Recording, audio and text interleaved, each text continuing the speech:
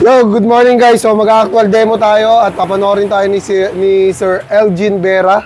At shoutout sa Team Sabaw. Ayan. So una natin tanggalin yung tampalin. So nag-training sila sa Pangasinan pa, napakalayo.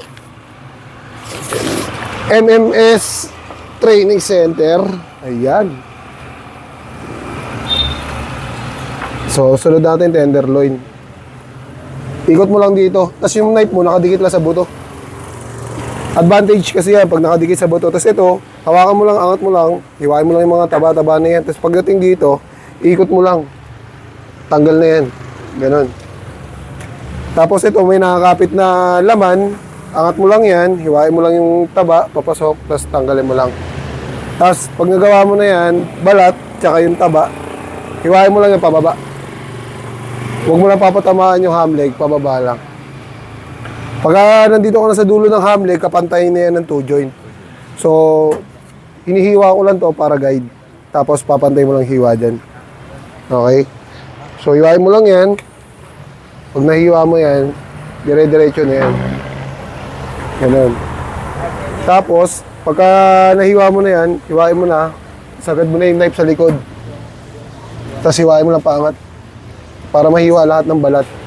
Tapos, ang diskarte dyan, babali. Ito hawakan, bali. Tapos, tanggalin na natin yan. Yan. Pag natanggal na natin yan, tapos na tayo sa arm leg dito. Dito sa pinakamaliit na buto, 1, 2, 3, 4. Sa ibabaw lang ng pip ribs. Okay. Tapos diretso lang. Diretso lang yung hiwa. Wala kang iiwasan kasi may buntot yung baboy natin. Pero pag walang buntot yung baboy natin, iiwas ka. Tapos hiwain mo lang yung mga balat. Naman. Tapos dito, paunti-unti lang. Hiwain mo yung balat, paangat, papunta sa buto. Hiwa ulit, papunta sa buto. Pag kaya na isagad yung knife, sagad natin sa likod. Hiwa pataas. Tapos pag itong may bali, pinaka-diskarte dyan, ang bali natin hindi paangat. Dito sa likod, pag ganun. Okay? Tapos tanggalin na natin yan. Ang tawag natin dyan, primal cuts. So, dito, deboning tayo. Dito tayo sa ham leg. Una natin tatanggalin itong pata hind. So, dito, ang diskarte kong ginagawa rito para madali nyo makuha. Itong laman na to, hiwain nyo yung laman. Hiwain nyo na yan. Hiwain nyo na agad yung laman. Bago kayo pumunta sa joint. Para hindi na masira yung karne. So, pag nahiwa nyo yung laman, yung knife nyo, babaon nyo lang sa joint. Pag malambot na, joint na yun. Baon nyo lang yan. Tanggal na agad yan. Para matanggal nyo na agad yung patahin. Okay? Tapos dito naman sa pigtail o tailbone, ito yung ginagawa kong diskarte. Nakaharap sa atin yung buntot. Ito yung buto. Adjust lang tayo 1 inch. Ito yung advantage ng tinanggal natin tenderloin kanina. Kasi pag ginalaw-galaw mo yan, makikita mo dyan yung joint na yun. Yeah? So advantage na agad yan. Makikita mo agad kung saan mo papatamain. So, ito yung buto, 1 inch. Pag hiniwa mo yan, diretso lang yung hiwa, diretso lang yung knife. Yan, makikita mo na agad yung joint. So, pag nakita natin yung joint, dagger grip tayo, dagger, pa-letter C.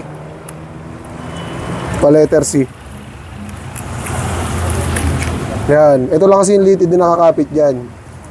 Yan, tapos sa baba, may nakakapit din na litid dyan. So, baon natin yung knife.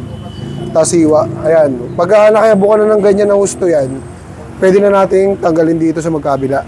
Dito, mag-adjust tayo ng 1 inch dito. Simula dito sa dulo ng buto. Paikot. Paikot. Baon lang natin yung knife. Paikot. Yan. Kasi may buto dito yan. Ito. Kaya tayo nag-adjust ng 1 inch. Hindi pwede sakto lang kasi hindi ka tatagos dyan kasi may buto rito malaki.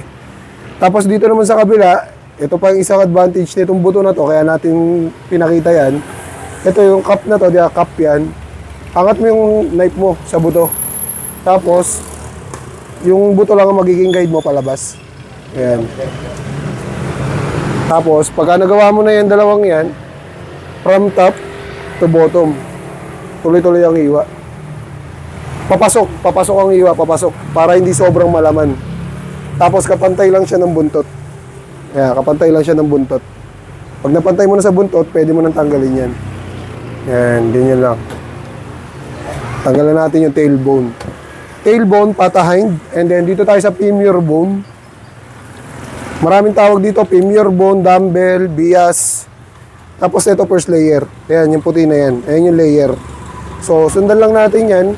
Dito, wag ka dito magsisimula. Kailangan dito sa loob. Papasok. Papasok ang hiwa. Papasok. Ayan. Pag nagawa mo na yan, yung knife natin, dagger tayo, dikit natin dito sa buto. Ito yung buto, adjust tayo dito. Mga 1 inch. Kasi may buto pa rito yan. Kasi pag dito ako nagsimula, madidelay ka, may buto. Okay, adjust tayo 1 inch and then yung knife natin, pasok natin sa bias. Isang hiwa lang yan, dire-diretso. Tanggal na lahat ng laman yan. Yan. Pag may nakakahawak pa, tanggalin na natin yan. Okay. Tapos ikot lang natin yung baboy. Tapos, hiwaan natin dito para may hawakan tayo. Dulo lang na yung knife yung gagamitin natin. Dikit lang natin sa buto. Hayaan natin yung knife natin na magtrabaho. Ganyan lang. Ganyan lang. Yan. Tapos may kneecap dito. May kneecap. So, hiwain mo to. Sagad. Pagka nakalagpas ka na sa kneecap, yung knife mo, babalik mo sa bias. Babalik mo lang sa bias. Tapos, hiwa ulit ng mga laman na nakadikit sa bias. Ganun lang. Tapos, dito naman sa ilalim, hiwain mo lang tong kneecap ulit. Pantay. Tapos, hiwa sa ilalim. Matanggal mo lang yung makapal na litid dito. Pwede mo nang hatakin to. Pag hindi pa kayang hatakin, hiwain mo lang. Hanggat hindi natatanggal yung makapal na litid, hindi mo mahahatak yan. Okay? So, pag di pa kayang hatakin, hiwain na lang natin. Tapos, tanggalin na natin itong bias. Ganun lang. Dito tayo sa shoulder. So, shoulder tayo. Pag-hawak ko ng knife, power grip. Tapos, itong, pag walang buto rito, pwede ka dito magsimula. Pero pag makapal yung buto rito, dito tayo magsisimula. So, walang buto. So, batok. Iwain natin yan. Ito, yung mga puti na yan, iwain mo lang yan. Sundan mo lang. Yan. So, pag nahiwa mo na yan, nandito ka na sa neck, pagkakapantay ka na ng neck, simula sa neck, iwain mo yan. Yan, dire-diretso. Yan. Yan. Hanggang makalagpas ka rito sa neck, pag nakalagpas ka sa neck, hiwain mo na rito. Tapos dire-diretso na yan. Ganyan pagtatanggal natin ng pork ribs. And then dito tayo sa exciting part. Shoulder blade siya kung tatawagin kasi may laman pa. Pero kapag ka natanggal na natin siya at 0-0 na, ang tawag na natin doon, paddle bone. Okay. So ayan, hiwain mo lang yan para hindi makakasagabal sa'yo pagtano. Ito yung 2 layer na puti. Ayan, sana kita sa video, no? Ayan yung 2 layer na puti. Tapos dito sa ibabaw, nandiyan yung duktungan. Hiwain lang natin yan. Pagka nakita mo itong buto na to, adjust ka pababa. Ayan, nandiyan yung duktungan. Tapos pag-iwalay lang natin yan. Tapos itong 2 litid sa gilid, hiwain lang natin yan. Hiwain lang natin yung 2 litid, pababa. Nakadikit yung knife sa buto para mapunit yung soft tissue. So, ang soft tissue na sinasabi ko, ito. Ayan, yan. Kailangan maangat natin yung soft tissue na yan. Kasi yan soft tissue na yan, dyan nakakapit lahat ng laman. So, pag hindi natin naangat yan, mahirapan tayong tanggalin yung ibabaw. Tapos, itong layer na to, ito, yan, layer na yan, adjust lang tayo 1/2 inch para makuha natin sa gilid. Hiwain lang natin to. Ayan, hiwain lang muna natin bago tayo pumunta sa gilid ng shoulder blade. So, ito na yung gilid. Hiwain lang natin yan, dire-diretso lang. Dulo lang ng knife. Ayan. Sagad. Pagka nahiwa mo kasi yan, naangat na kusa, ayan, lahat. Ayan. Pagka napaangat mo na yan, and then dito tayo sa kabilang layer, itong puti na to. Ito, madali lang to, hiwain mo lang to. Sagad mo. Tapos, kapay mo lang yung gilid ng shoulder blade, diretso lang yung knife. Pag nahiwa mo na yan, aangat na yan ang kusa. Pag di pa umaangat, hiwain mo lang ulit. Okay? Ayan. Tapos, pwede mo na iangat yan, dahan-dahan. Ayan. Para di ka mahirapan. Tapos, tulak lang. Tulak lang natin to.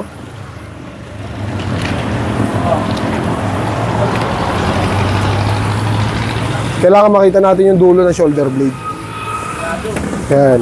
Pagka ganito may nakahawak na laman, gamitan mo lang ng knife. Kasi matigas yan eh. Liited yan eh. Yan. Para makita natin yung dulo. Yan. So pag nakita na natin yung dulo na yan, dito tayo una naghiwa.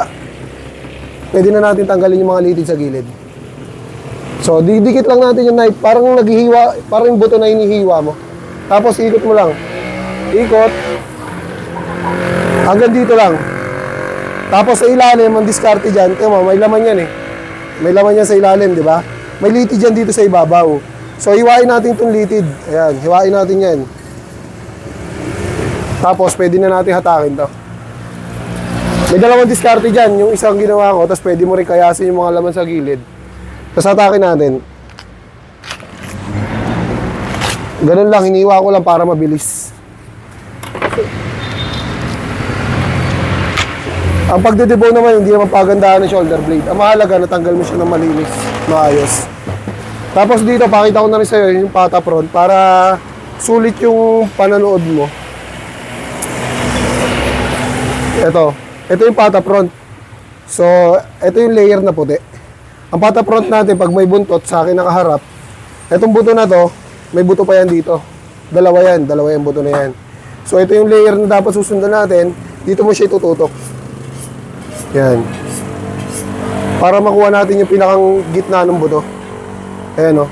Ayan yung buto. So, pagka nagawa mo yan, yung knife natin, dagger, dikit lang yung knife sa buto. Dito, dire-diretso lang. Dire-diretso lang yan. Isang hagod lang yan. Zero na yan. Dito kasi may buto rito malaki. So, ang kailangan natin gawin dyan, dikit lang din yung knife. Adjust mo lang yung laman. Adjust mo lang yung laman. Tama. Yan. Didikit mo lang yung knife sa buto. Tapos, pagdating sa dulo, may iwasan kang buto. Kasi, para di ka ma-delay. Dahil hindi pantay yan. Ito. Okay? Tapos, yan. Ganyan lang. Kasimple. Tatanggalin na natin yung laman sa ilalim. Paikutan lang natin ang hiwa to. Pag natanggal na natin lahat ng laman sa ilalim, pwede na natin matanggal yung pata front natin.